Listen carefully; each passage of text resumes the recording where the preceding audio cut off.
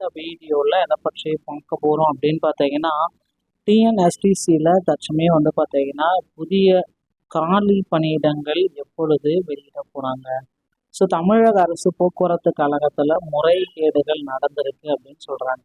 So நிறைய முறைகேடுகள் டிசிசியோடைய நியமனத்தில் 3274 வேகன்சிஸில் பலதரப்பட்ட முறைகேடுகள் நடந்திருக்கு. இதற்கு எல்லாத்துக்குமே போக்குவரத்து கழகம் டிஎன்எஸ்டிசி என்ன பதில் சொல்லும்?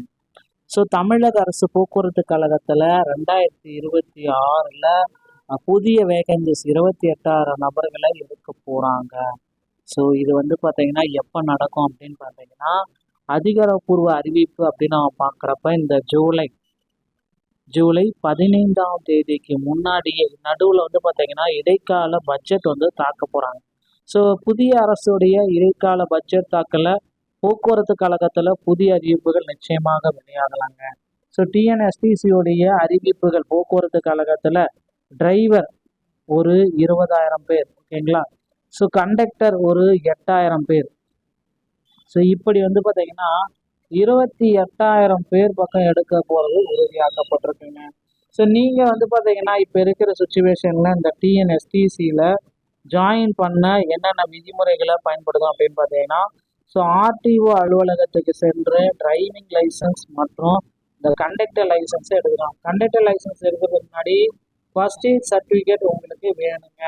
ஸோ இந்த ஃபர்ஸ்ட் எய்ட் சர்டிஃபிகேட் இல்லை அப்படின்னா உங்களுக்கு பணி வாய்ப்பு கிடைக்காது. இந்த கண்டக்டர் லைசன்ஸ் அப்படின்றதே கிடைக்காது. இந்த ஆண்டு பார்த்தீங்கன்னா டிசிசி மூலமாக எடுக்கலாம் அப்படின்ற மாதிரி போயிட்டுருக்கு. ஸோ அதனால் டிரைவிங் லைசன்ஸ் மற்றும் கண்டக்டர் லைசன்ஸை ரெடியாக வைத்து கொள்ளுங்கள். எப்பொழுது வேண்டுமானாலும் போக்குவரத்து கழகங்களில் அறிவிப்பு வெளியிடப்படலாம். ஆல்ரெடி தமிழக முதலமைச்சர் விஜய் அவர்கள் 300 பேருந்துகளை துவக்கி வச்சுட்டாரு. இனி வரும் காலங்களில் போக்குவரத்தில் திடீர் மாற்றங்கள் அனைத்துமே வெளியாகிறதுக்கும் நிறைய வாய்ப்புகள் இருக்குது மக்களே.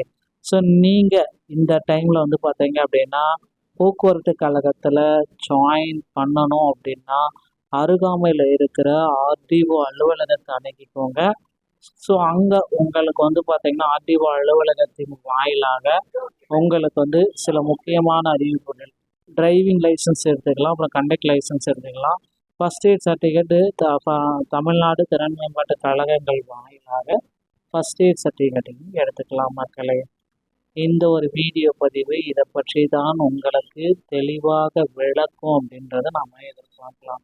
ஸோ வீடியோ உங்களுக்கு பிடிச்சிருந்துச்சு அப்படின்னா நீங்கள் நம்முடைய சேனலை ஒரே ஒரு சப்ஸ்கிரைப் அண்ட் பெல்லை கிளிக் பண்ணி வச்சுக்கோங்க. ஸோ தமிழகத்தில் போக்குவரத்து கழகங்களில் சில அதிரடியான மாற்றங்கள் வர இருக்கு. முதல்வர் விஜய் அவர்கள் இந்த ஜூலை மாதம் 15ஆம் தேதிக்கு முன்னதாக மகளிர் வெற்றி பயணம், ஸோ இது எல்லாருமே எதிர்பார்த்தது, மகளிருக்கான வெற்றி பயணத்தோடைய ஒரு மிகப்பெரிய ஒரு மாபெரும் அறிவிப்பை முதல்வர் விஜய் அவர்கள் தொடங்கி வைக்க இருக்காரு. ஸோ மகளிர் உரிமை பயணம், ஓகேங்களா. ஸோ மகளிருடைய இந்த வெற்றி பயணம் திட்டம், மகளிருடைய வெற்றி பயணம் திட்டம், ஓகேங்களா. இந்த திட்டத்தை முதல்வர் விஜய் அவர்கள் ஜூலை 15க்கு முன்னாடி துவக்கி வைக்கிறாரு. இப்போந்தே நீங்கள் இந்த வெற்றி பயணம் திட்டத்தின் மூலமாகவும் பயன்படலாம். பெண்களுக்கு மட்டும் இல்லை, 60 வயசான சீனியர் சிட்டிசன்ஸுக்கும் பார்த்தீங்கன்னா தமிழகத்தில் பேருந்துகளில் இலவசம் அப்படின்ற அறிவிப்புகள் இருக்குது. ஸோ அதையும் நீங்கள் தற்சமயம் பயன்படுத்திக்கோங்க அப்படின்றத நம்ம சொல்லலாம்.